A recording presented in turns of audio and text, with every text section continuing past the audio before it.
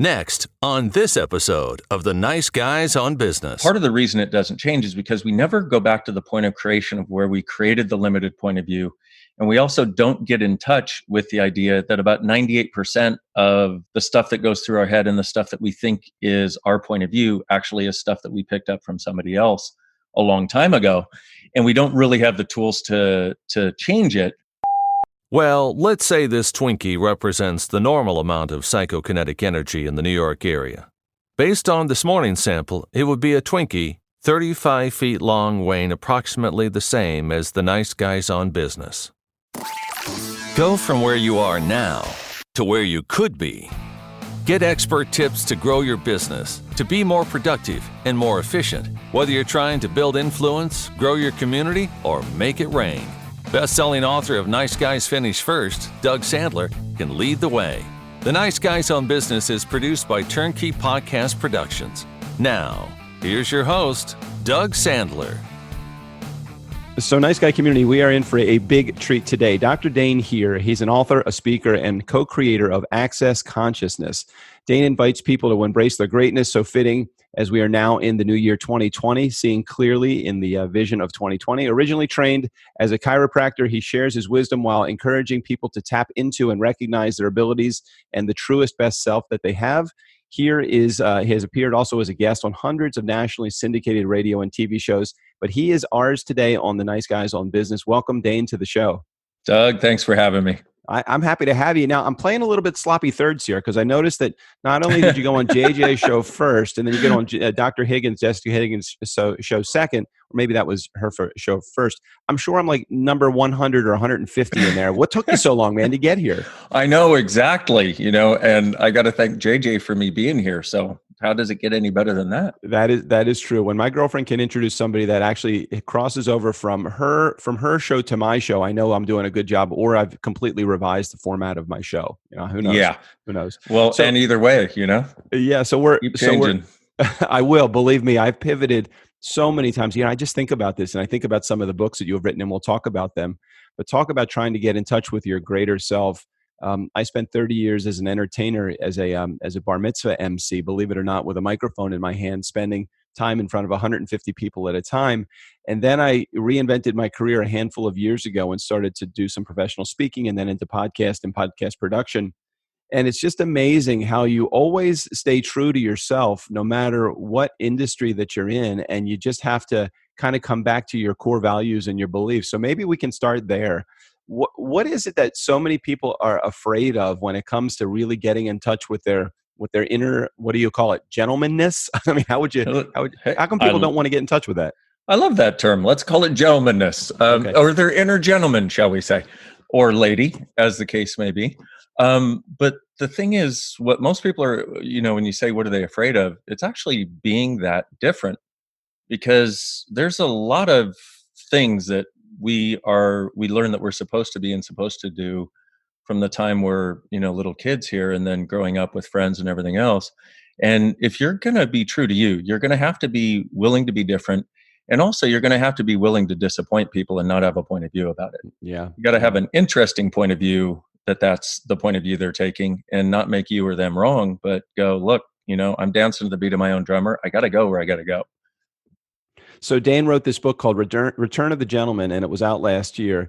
And it's interesting because as Nice Guy community, I'm sure I've hit you over the head a million times with the book that I had written, Nice Guys Finish First. It is amazing that some people would see niceness, or some people would see being a gentleman as maybe as a weakness when it comes to really creating a great business that thrives.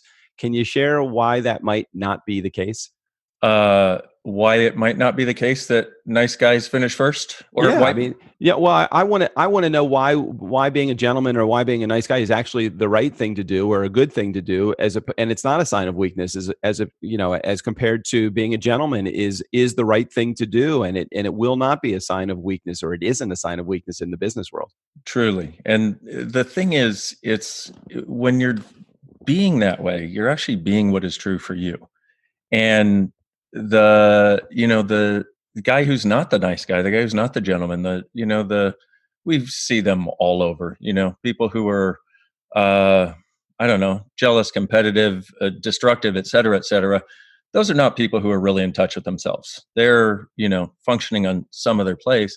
The people that are the nice guys, the people that are the gentlemen, are actually in touch with what's true for them. And they actually have a sense of honor and integrity. And the interesting thing about that is when you are connected with you, when you have a sense of being in touch with yourself, what that starts to give you is the willingness to contribute to others and function from something I like to call benevolent capitalism, which is where, yes, you can make money, but it's also about contributing to everybody that works with you, everybody that consumes a product, and everybody that you're creating with. So what do you say to the guys like the Gordon Gekko style or their persona that says greed is good and really believe it? I mean, it sounds like from what you're saying, people are inherently gentlemen or people are inherently nice or good. And it's when they're putting on an act or putting on somebody that's other than their true selves when they are being less than chivalrous. Well, I would like to say that all people are inherently nice or good, but I don't actually believe that either. I would say there are a lot of people that are, and once the person that is gets in touch with that, they have a totally different set of choices. Which, if they're willing to once again be in integrity with themselves, but I, as far as what would I say to the Gordon Gekko type person? It's like nothing, because they're not willing to hear anything. They know their point of view is right. Like when you realize somebody's not willing to hear you, shut up. I love that. I love it. So when it comes to things like money and winning, again, these are things that might be associated with somebody that might be a little bit more, the words like shrewd or cunning or angling for business come to mind, and those to me just don't, they don't spell gentleman to me. Again, I could be wrong, but can you share maybe your point of view with that? Well, so if we look at money and winning, number one, we have some weird idea that we've adopted that money is somehow wrong and that all people with money are evil, bad, and wrong. It's like, I know as many assholes without money as I do assholes with money. Right. And it's not, what I found is money makes you more of who you already are. And so this idea that in order to get it, we need to be conniving, we need to be backstabbing. What I found in my business, and I know you have also, which is why you wrote the book, literally wrote the book on it, is that you don't have to have that to be successful. And in fact, if we measure success, we add money into the equation, but also our level of happiness, our level of sense of self, our level of gratitude for who we see in the mirror. Success is really had by those who are willing to have it all, but not have to do the backstabbing that doesn't actually work for them. And so we've got all these concepts that we bought that we've sort of lumped them together when they don't go together. Yeah, I mean, so true. Again, I think that so many people associate, as you say, they associate money or negotiation with some level of not evil, but just this side of this person that might be a little bit more cunning and anything less than a gentleman. I think that somebody would be aligned with that. So talk for a second about, alpha male on one end of the meter and maybe a sensitive new age guy on the other end of the meter, and talk about where you started and when where you realized that, hey, wait a second, being gentlemanly is probably a better way to be and will actually attract more abundance to you. Well, for me, so we have alpha male on one side, we have sensitive new age guy on the other, and what I'm going to say is nobody fits either one of those totally, but we try a lot. And so you have the supposed alpha male, supposedly the one who's got the power, and the sensitive new age guy is the one who is so into his emotions, he cries more than the woman that he's with, and tends to be highly ineffective because he doesn't want to offend anybody and doesn't actually want to do anything that's his choice because somebody else might be upset with him. Wait a minute. Wait. Oh, you just let me close my journal a second here for a second. Stop reading my journal. Yeah, right there. And that's the thing, is that for me was where I was, because I happened to be somebody who's really kind and I liked women, and I still do, by the way. Just talking about from a past perspective of where I was. And I saw so many guys who seemed to be so mean to women. And so what I tried to do was I tried to make up for the damage that was done. Well, that didn't just apply in my relationships. It applied in every area of my life. I was always trying to make up for the damage other people had done to people. And in so doing, I would never say or do or be anything that might upset anybody.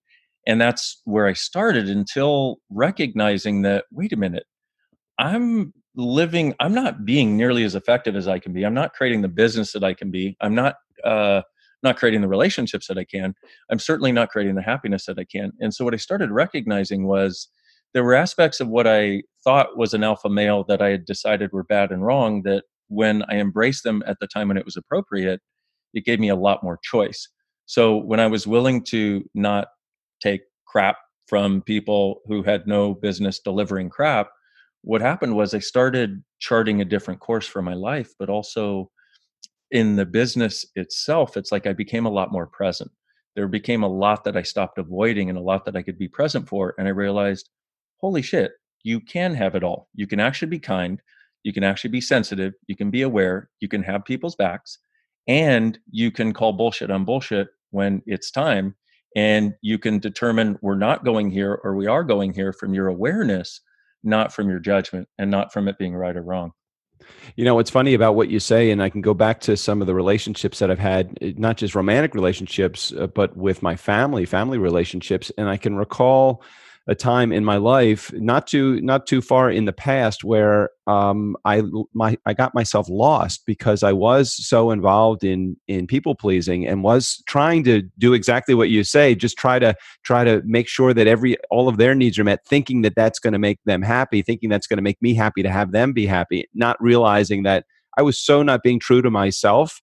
That was probably one of the darkest parts of my life, is that time when I just wanted to spend all of my time being a people pleaser, thinking that it was going to actually help me advance not only in my personal relationships, but in my professional relationships as well.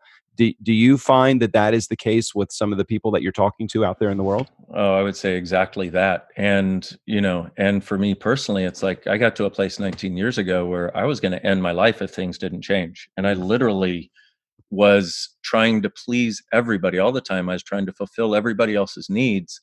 And it was quite literally killing me. And I've seen this with thousands of people around the world.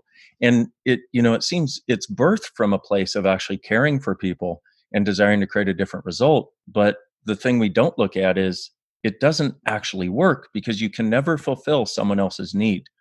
Their need is their invention. Their need is their creation. And until they get over their decision that it's real, you can't ever fulfill it no matter how hard you try. So talk to the person that is in my community right now that may not even realize they're doing what they're doing and getting lost in that inner struggle to try to make people happy, but also at the same time trying to make themselves happy, but don't even realize some of the, well, let's call them the symptoms that they are experiencing as that's happening. Can you share maybe an example of something like that? Yeah, absolutely. Well, if you look at the symptoms are you feel like you have very little energy for you, very little time for you, and you don't really want to put yourself out there and interact with anybody new anymore, even if that's clients, because your entire point of view about it is what you're going to have to give, not what you can receive and gift simultaneously. And so, just two real simple questions that might start to unlock some of this, at least, is what do I gain by people pleasing, and what do I lose? Or actually, let's try it this way: what do I gain by fulfilling the needs of others instead of my own, and what do I lose by fulfilling the needs of others instead of my own?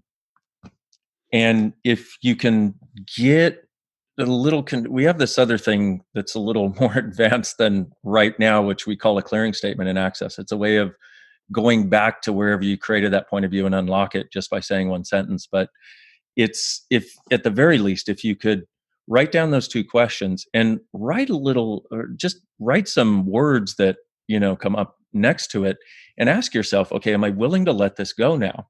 Am I willing to have a different choice and a different possibility? And it'll start the ball rolling of you getting the awareness you need to see whether it's really working for you or not. So take me to the next level. Somebody writes those two questions down. They come up with the answers. Now, how do they? Is there a possibility to do some level of self-analysis, or is this somewhere where they're looking at the answers to these questions and thinking, no, I'm totally fucked now. I mean, I mean, we all know that we're in that position. I mean, sometimes I look back at some of the journals that I had written. I had gotten out of a previous relationship, divorced many years ago, and then divorced again, repeating a lot of the same issues that I had from that first relationship, giving myself, somebody would say, oh, well, that's not really a true fault, is giving yourself too much. I'm like, it fucking is too much. It is a fault, because when you do that, you get lost in the relationship and you end up trying to please this person that doesn't really even know who you are, because you're not anybody. You're just so vanilla. True story. So talk to me a little bit about how one can get to the point where they're not either remaking the same errors that they made in their first relationship, or starting to work towards the cure of all of these symptoms of the problem that they're having. Well, it's a great question. And here's the thing, the clearing, part of the reason this thing doesn't change, like you were talking about the marriages, et cetera, part of the reason it doesn't change is because we never go back to the point of creation of where we created the limited point of view. And we also don't get in touch with the idea that about 98% of the stuff that goes through our head and the stuff that we think is our point of view actually is stuff that we picked up from somebody else a long time ago. Yeah. And we don't really have the tools to change it, which is why the work that I do, Access Consciousness, I call it a personal development upgrade, because we have the technology, Bob. I feel like the $6 million man. Right. It's like we have the technology to undo it from the point of creation. And so what I would do if I were working with somebody, I would ask them that question, which I'm not even sure I remember right now, because I basically tap into the energy and give what needs to be done. But I think it's something along the lines of, what do you gain by fulfilling the needs of others instead of your own? And what happens is, for every question you ask, there's an energy that comes up. There's something that comes up, and it may not be cognitive, but something you kind of go, oh, like, ooh, you feel it somewhere in your body, or get an awareness of something. And then what I would ask is, okay, so everything that is and everything that holds it in place, will you let it go now? And if the person says yes, then I would do a short form of this clearing statement and just go POC and POD. Go back to the point of creation or the point of destruction of where it started. And if you want the entire clearing statement, I can say that, but I don't know that it makes sense to most people. So sometimes people just kind of go, right, and their tongue hangs out. And then look at the other side. What do you lose by fulfilling other people's needs and never your own? And everything that is, will you let that go? And POC and POD. Now, I know I hate to belittle the clearing statement by just saying it in this way, but the explanation of it is about 15 minutes long.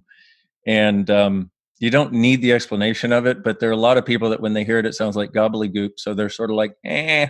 So I find that the work that I do appeals most to the people I call humanoids, the people that know there's something different possible, have always known there should be an easier way to change things, who want to have more fun in life, who want to have more money. And the other thing about these guys is they tend to spend their entire lives thinking they're judgmental, but the only person they ever judge is themselves. Yeah. Yeah. And they're the ones who create change in the world. And then on the other side, you have the humans that are basically in judgment of everyone and everything else and think they're right. So you could look at it as growth oriented, or what's the other one? Fixed point of view oriented. So the work that I do, the work that you do appeals to the growth oriented people. And a lot of times they don't need the explanation. They're just like, hey, if it works, let's do it. Right. Yeah. Let's, I don't care about the pain. Just show me the baby. It's like, exactly. I'm not sure why I need to know this. Can you just tell me how to get there already? Give me the roadmap. And sometimes I really think that that's all you really need is a roadmap. I know that JJ and I have worked a number of times with couples dialogue. We went through imago therapy, and what's so great, not because there was a problem, but because it heightens your awareness of the relationship and the communication, how essential communication is in a relationship. And it is amazing when you do something called a couples dialogue, as you guys are sitting directly across from each other, providing a safe space for each other to be able to share. It's tremendous, the power that you have when you know that you are in a safe space and can say anything, and not that you want to, you don't want to condemn your partner as you're sitting across from your partner, but it does give you a really good space to be able to at least share your feelings. So it is a great way to be able to open up and share without feeling like you're going to be judged or you're going to be in a bad position. Yeah, exactly. And I think one of the biggest things we do that destroy our relationships, but also our businesses, is we try to make people wrong rather than empower them and lift them up. Yeah, yeah. I, al- It's a I killer. I talk all the time about trying to catch people in the act of doing something right rather than the act of Right. doing something wrong. And it is amazing that many people do. They approach things from a critical side as opposed to a positive or beneficial side. Yeah, true So story. tell me a little bit more about Access Consciousness. It's a personal development company that you're a co-creator of, but how did the idea of it? I mean, it sounds like you were in LA, you were a chiropractor, and then you moved on to something else, or do I have your backstory all wrong? You have it somewhat correct. I was in Santa Barbara, wanted to kill myself, and I was one of these seekers. Somebody would go to weekend workshops, etc. Whether it was couples therapy or something else. I mean, I always knew there was more, and I had this idea. I'm like, yeah, I finally found what I'm looking for after so many weekend workshops, and then by Wednesday of the next week, I was in a deep dark hole, feeling like nothing changed. I can't do it anymore. I said, universe, you got 6 months. My life either changes or I'm out of here. And I found this thing called Access Consciousness. I went and had one session of something called Access Consciousness bars. And it's this really light touch technique that's done on the head. And an hour and 15 minutes later, I went from depressed and suicidal to grateful to be alive and ready to create. Wow, that's And pretty extreme. it truly was. And I'm not saying that's what everybody gets out of it, but that's what I got out of it. And I haven't contemplated killing myself since then. And so the change was so dynamic. I wanted to be part of creating it and wanted to be part of contributing to it, I should say. And Gary Douglas, the founder of Access, had created about 10 years before that. And within about 6 months, we were working together and helping to co-create this. At that time, we were in 3 countries. We're now in 176 countries around the Wow. world. We have about 12,000 facilitators around the world of different levels of this work. And so it's just been an amazing gift, because the reason it keeps growing is because the tools work. And we follow these concepts of benevolent capitalism, which is where, it's a contribution to everybody from the bottom of the organization to the top, but also everybody that we contribute to that consumes our products and stuff. So we grow at about 16% a year at this point, and have been for the last many years. That's incredible, and what a great story. And I want to we'll come back to that, the business side of that, in just a second. But I want to talk just for a moment, just about a little bit more of the modalities that you use, or the process that you go through.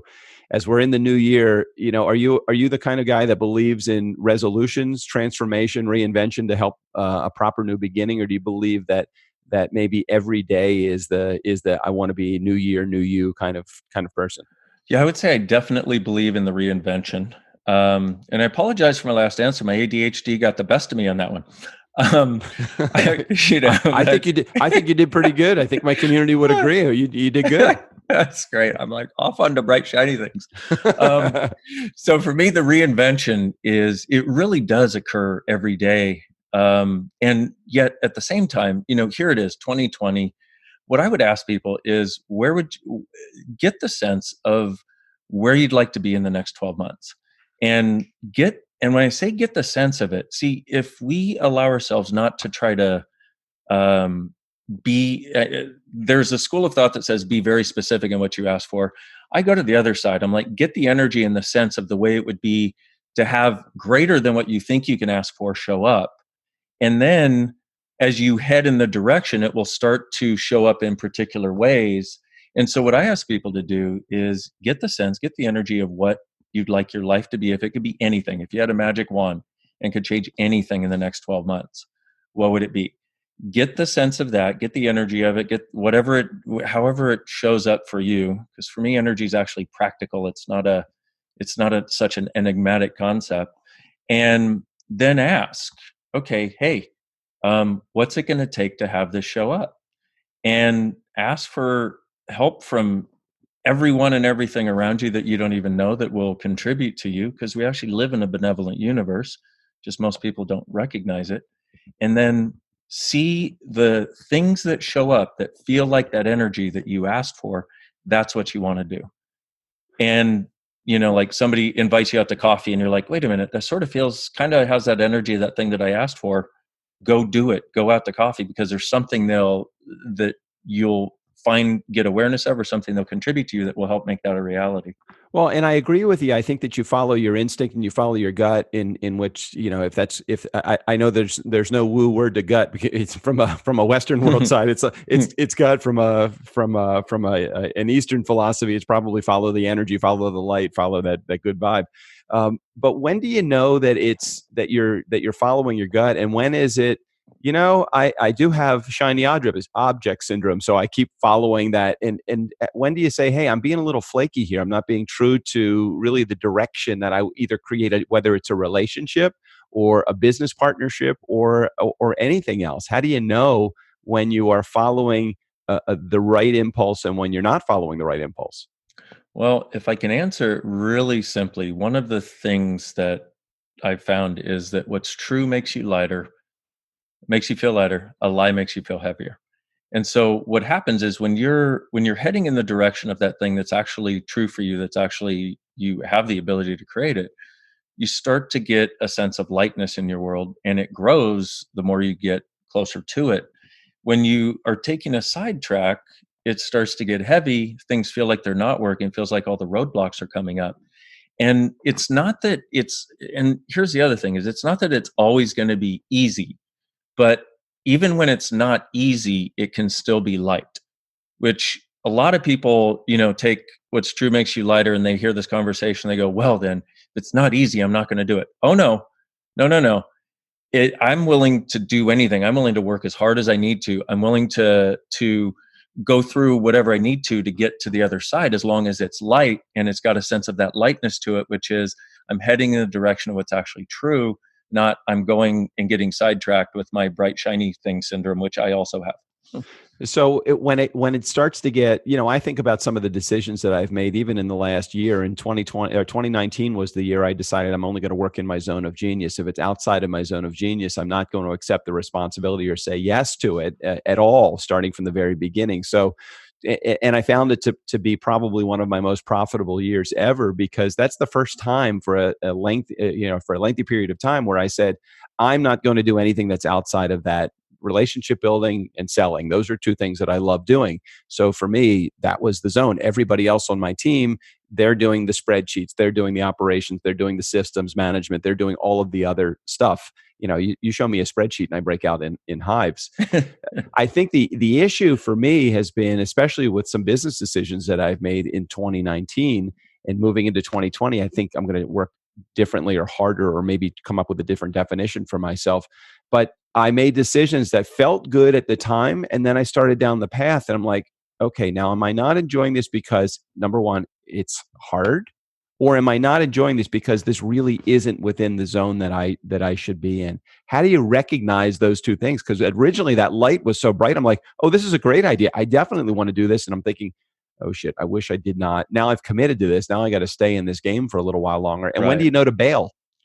Well, yeah, I think the thing of knowing when to bail is actually a lot more inherent to us than we think, which is it's at a certain point it crosses a line.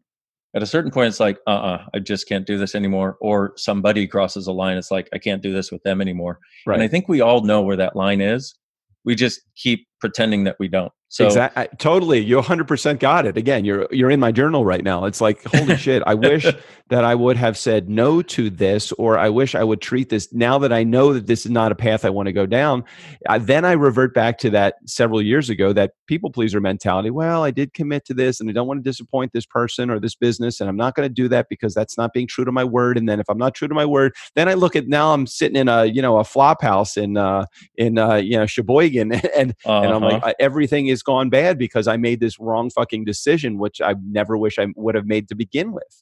Yeah. So this is why, see, the thing about what's true is always lighter for you it's like so here's another question that you can ask, because here's the thing. We've all made a lot of bad decisions, as we both know, right? Oh yeah. And what would it be like if we actually could have the awareness before we go into it, of course, which is sort of, the magic pill, the magic bullet, the magic 8-ball, whatever it is. So for me, one of the things that I give people is this idea of asking questions, because a question always opens up another doorway of awareness that you didn't have before. And if you have awareness, then you'll follow the awareness, which is also the key.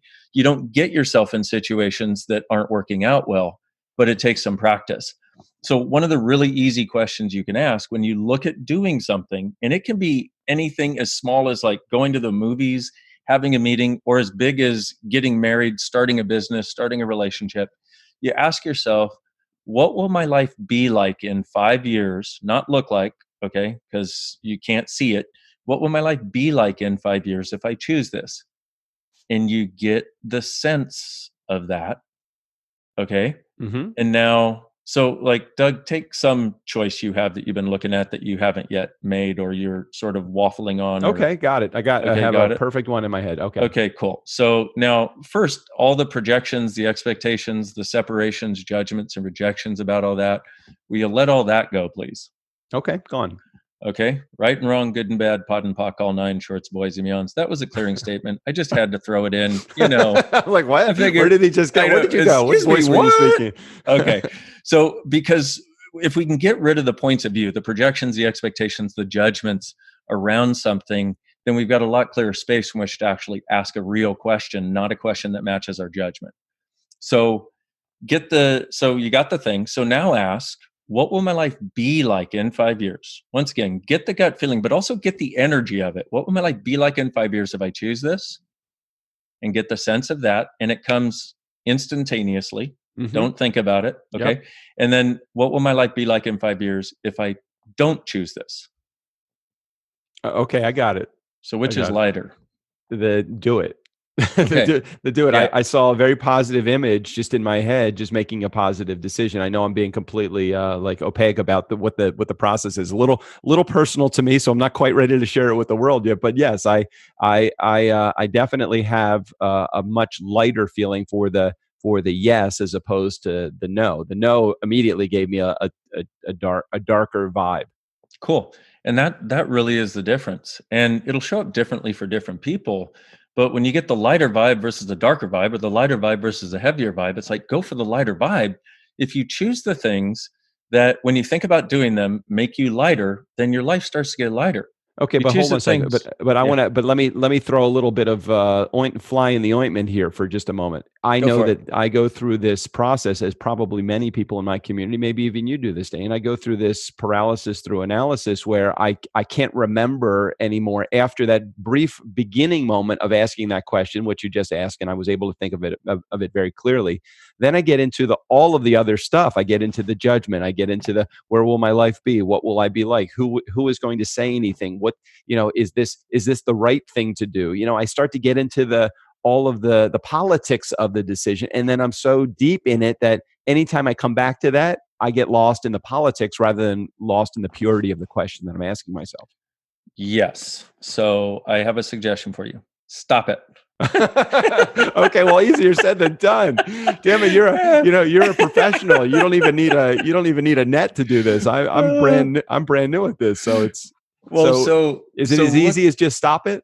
Well, it is on the one hand, and on the other hand, it's like what you're talking about is exactly what I work with people on with access consciousness. It's like, because what happens is we're so used to letting our monkey mind run the show, and we have the idea that if I can just figure it out in my head before I start, then I can start and everything will work. Except every time we've done that, has it ever actually worked? And what I found is you can't, if you're on a journey of 1,000 steps, you need to take step 1 before step 2 will even present itself, And, I ask people who drive, I'm like, okay, you drive? They go, yeah. I said, do you wait for all the lights to turn green before you leave your house on the drive? They're like, of course not. I'm like, well, that's what you're trying to do here. Right. I'm like, you have to take step 1 before step 2 can even present itself. And what happens is you take step 1, you deal with what's ever there, you create what you can, you You ask for it to show up with as much ease and joy as possible. And then, yeah, there's going to be stuff you have to deal with. So you deal with it once you get to step one. You can't deal with it before you get to step one.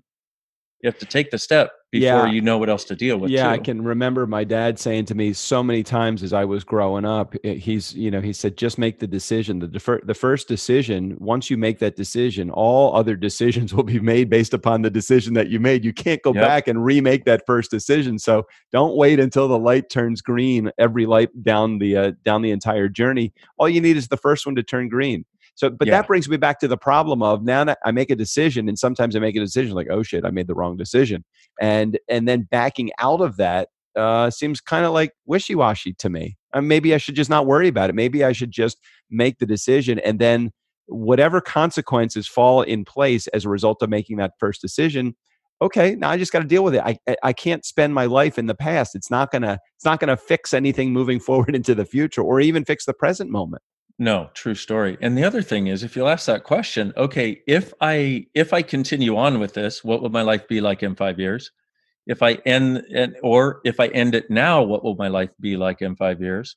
Or is there some other modification I can make of this that will actually allow it to work out better, but create a greater result? Because the thing that we're not doing is we're not asking enough questions. In other words, what most people do is they want to come to their right conclusion based on all the points of view in their head and that monkey mind, and then go and never ask another question, never reevaluate, never think again. And so this is what really stops us is from what I tell people is you want to learn to be the question. You want to ask questions like, what else is possible? What would it take for this to be greater? How does it get any better than this? Mhm. What can I change here that will make it greater or as great as it can possibly be? What do I need to change to make this work? What what hasn't worked in the past what actually I don't usually go with that one. It's like, what would it take? What else is possible here? And what would it take for this to turn out far greater than I can imagine? Yeah. Yeah. And so we need to be in the present moment evaluating. So there's two concepts. One is really quick, live your life in 10-second increments. Meaning, I love that. That's great. and that one, if you do that, what happens is you're continuously moving. You're like on quicksand. So you have to keep moving and you keep moving into different possibilities continuously. And then the other one is a tool that you can use, which is interesting point of view. I have this point of view. And you can use it on an upset. Like if you have some upset or something in your world where you're like, I know in the future I'm going to go into thinking about this, or some upset that's been in your world that you still haven't let go of, get the energy of it and just go, interesting point of view, I have this point of view. And it usually shifts a little. And then you go, interesting point of view, I have this point of view. Interesting point of view, I have this point of view. Interesting point of view, I have this point of view. And usually between 3 and 10 times, it basically disappears. And what starts to occur in that, when you have an interesting point of view, you're not functioning from the right or the wrong or the judgment. You're functioning from, okay, this is an interesting point of view, not a right point of view, not a wrong point of view, and not a point of view that I have to defend, because that's the other thing that sticks us, is we think we have to defend all the points of view we've had in the past rather than let them melt into something that works better for everybody. What I love best about that interesting point of view question, or that curiosity that you have, that's exactly how a handful of years ago I was dealing with some therapy with a cognitive behavioral therapist to deal with some anxiety. And if you approach anxiety from a position of curiosity, and even if you don't have anxiety in your life, but you just approach meditation from a perspective of curiosity about, oh, that's interesting. I wonder where that's coming from. And you start to dive a little bit deeper into the feelings, whether they're physical or emotional feelings that you have. You start to understand a lot more about your brain is constantly moving. It's a huge. I mean, like you said, monkey brain. I love that term, because it's like you're everywhere, all over the place, and your brain can take you to some pretty dark places. But at the same time, if you approach it from a curiosity perspective, I think you do more of an analysis of what's going on in your life rather than a judgment of what's going on in your life. Yes, and a willingness to receive that even that thing that you think is a problem could have possibility underneath it. And another great question, which belies that, is what's right about this I'm not getting, and what's right about me I'm not getting. And if we can be in that question rather than that judgment, we have a totally different possibility. We look at everything differently. Yeah. Yeah. So, what is your own personal conviction about getting into a new year? As we're recording this on December 30th, it'll be airing in January of 2020. But as you're about to get into the new year yourself, what do you put in front of you as a way to kind of make a change or a difference for yourself in the upcoming year? Do you have a process that you go through at the end of a year into the beginning of a new year? Actually, I do that thing that I talked about before. I get the sense, I ask if I were functioning on all cylinders and if I chose to be everything that I can, because my entire point of view is you being is what creates everything that shows up. Yeah. If I chose to be everything I can and actually be kind to myself and don't judge myself, but become as great as I can possibly be this year, what would be possible? And what I do is, as I do that, I'm encompassing the energy of the business. I'm encompassing all of my friendships. I'm encompassing all the relationships that I have. I'm basically encompassing everything that my life touches. And also I've got also a soupçon of a sense of the contribution to the world that might actually be possible, because all of that plays in my world all the time, because I know we're all connected and I know we all contribute to each other if we're allowing ourselves to receive it. And so I get the sense of that if I could have my life, my world, and the world show up as anything in the next 12 months, what would it be? And so, in asking that and getting the sense of that, it's way bigger than the sense of space I'm being and occupying right now. And so I just ask for it and I say, "Hey, consciousness, please help. Hey, universe, please help. And let's have it come with ease, joy, and glory. Mm-hmm. And let me know what I need to do. Let me know what I need to change. And once again, let's have it come with ease." And so that literally, I mean, I just, because I haven't done that yet for 2020, um, I just did right now with you guys. And I realized that it can seem a little, once again, a little energetic, not practical, but this is where I found the magic gets created. Because I used to do the goal setting. I used to do the big term goal and then the medium term goal and then the short term goal and then the daily goals. And I never did any of those fucking goals. I'm sorry. I'm That's not okay. wired that way. Okay. And I know Yeah. some people can, which I think is great, but there's a whole sub segment of the population that wants to know, how do I create from magic? How do I create from energy? Well, this is one element of that. It's called ask and you shall receive. And my personal point of view is they hid it in the Bible so nobody would believe it actually worked. But it actually works. Yeah. But it's got to come from a different place and not this monkey mind thinking thing. Once again, not that thinking is bad or wrong. It's just a lot of times it gets overrun and gets in the way of our ability to create. I want to hit this from a position of curiosity, just because we're a loosely tied business show. I would say we share, principles and processes and practice with entrepreneurs that are out there, kind of helping them build their businesses too. You mentioned something earlier where you thought maybe you went off into Squirrelville, and I'm thinking, oh yeah, I want to come back to that a little bit later. But I want to talk, if you're okay with it, talking about the business of your business for just a quick moment. You had mentioned something about growing the business from X amount of therapists or licenses or people that have your certified to do what you do, and growing that 16% a year until a point of where you are right now. When did that solidify? When did you know that you had your hands on the right thing? And what would you say would be the catalyst for that extreme growth in that short period of time? Well, what I would say is I have to hand it to my business partner, Gary Douglas, the guy who founded this almost 30 years ago now, because he does business completely different. So, what I would say that we do that is so dynamic is, once again, we function from being to the best of our ability, a business that functions from consciousness and benevolent capitalism, which is about, yes, we're willing to have money, but we're also willing to contribute to everybody along the way and have them have money too, Mm-hmm. and possibilities. And so it's that fundamental point of view that drives every choice we make. But we're willing to change everything in the business on a dime.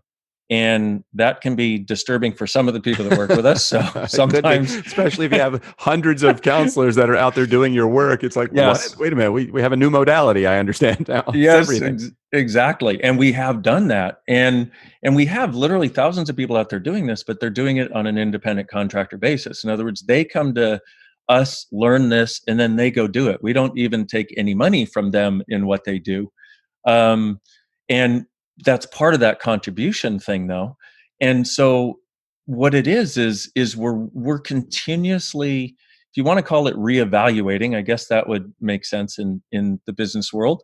But we're constantly being the question of what needs to change to make this greater, and in small ways and large ways. And so our creative team we let them go to create. We hire people that we know that can create, and we go, hey, create. You know how to do this better than I do. Go do it. And so we have a bunch of, kittens around the world that are highly creative, and you can't herd kittens, so we don't try. So it's a totally different point of view, but it's based on this idea of people have capacities, and when you try to control their capacities, you limit their capacities. And so, but it's also got to be the people that have capacity, because there's certain people that are creative and brilliant and have this ability to create, and then certain people are much better taking a screwdriver and turning in a screw as it goes by on the assembly line. And knowing that, or getting a sense of that, gets really easy, because the person that is really highly creative, you'll say, how does it get any better than this? And they go, oh my God, nobody's ever asked that. I love that question. The person who is more comfortable, putting widgets on an assembly line or whatever, you'll say, how does it get any better than this? And they go, it doesn't. And you're like, okay, cool. I have more of it. And that's not always the case, but it gives you a sense of who you're dealing with. And those are the people that we hire, are the ones that are excited by creation and excited by creating something that's never existed before. I love the line of, and I wrote it down because we have a team meeting for our production company next week, and one of the things that I want to talk about at the meeting, and I just didn't know how to put it into words until you just said the line, what do we need to do to make this greater? Isn't that really the goal of every entrepreneur that owns and runs a business? Is what do we need? And oftentimes that answer does not come just from you. It comes from those that are within your organization, because they know, they do it every day. If I'm spending all of my day building relationships and selling, I might be able to tell you what I can do to make that better. But when it comes to systems and processes and operations and accounting and spreadsheets, I don't know what the hell would make that better. I don't even want to think about it. So exactly. I love that. I love that question. Yes, and they know. And the other aspect of that is hire the people that are closest to you. Hire the people that you know are great at what they do, and then let them hire, perhaps with your input, the people that are underneath them, so they can create their own teams to do what they know how to do that you don't want to know how to do even. No, excellent advice. And finally, I heard a rumor that you are an investor in a castle in Italy. Can you tell me a little bit about that? I know it's completely moving down a different path. But when I wrote that, I'm like, I'm not letting you go without at least asking you that question. Oh, this place is stunning. It's the Castello di Castelbergone, and it had been abandoned for since 1970, almost 40 years. My business partner Gary loves restoring things. He's also got an antique business in Australia, and he's phenomenal at finding period antiques. So anyway, we with some other investors decided to buy this place that was run down like crazy, renovate it, but not to modernize it, but to restore it. So we spent 2 years restoring it, or had it restored over the period of 2 years. They said it would take 3.5. It took us about less than 2.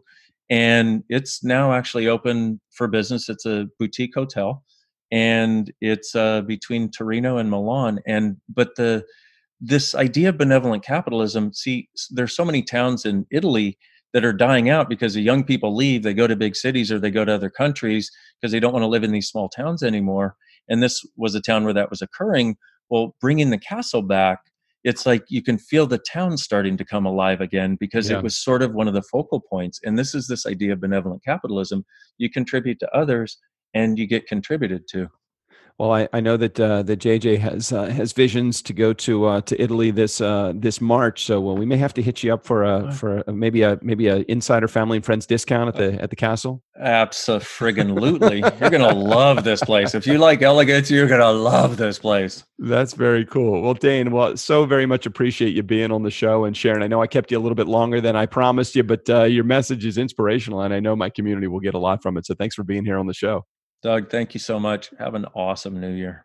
Thanks, and you do the same. And Nice Guy community, if you want to get a hold of more information about Dain, it's drdainheer.com. We'll make sure we put a link in the show notes. Also, access to his books. We made reference to a book a little bit earlier, Return of the Gentleman. That's at returnofthegentleman.com. But you can also get access to the book through his site as well. Nice Guy community, never underestimate the power of nice. Again, special thanks to Dr. Dain Heer. All of his information, including access to his books, his website, and any of the references that we made on the podcast today, they'll be right there in the show notes. Steve O'Brien, go ahead and take us out of here. For the Nice Guys on Business, I'm Steve O'Brien. They have listeners in other countries? I didn't think anyone was listening outside of their house. Except maybe their moms.